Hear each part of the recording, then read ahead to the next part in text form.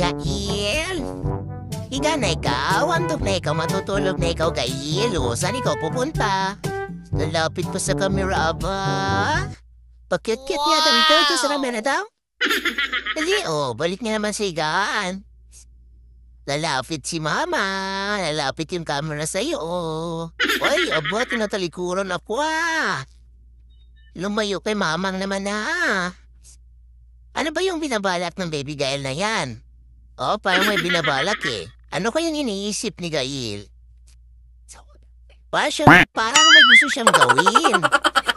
Anong gustong gawin ni Gail? Hulaan ko. Gusto mong laruin yung buntot ni Gochi kasi kumakaway-kaway sa'yo. Ayan Tingin-tingin ka pa sa'kin. Ayan nilalaro na nga niya ang buntot ni Gochi. Ayan. Nalaro niya. Naklat-kilat pa. Hulihin mo, dali. Hindi niya mahuli. Hindi niya mahuli yung buntot.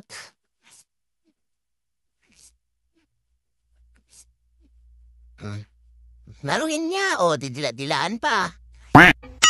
Dilaan mo pa yung buntot ni Gochi. Hulihin mo. Hindi niya mahuli. Hindi mahuli ni Gail yung buntot ni Gochi. Hulihin mo dali. Laruin mo lang Huwag mo kadatin ng malakas Ayan, nakatingin na sa'yo si Gochi.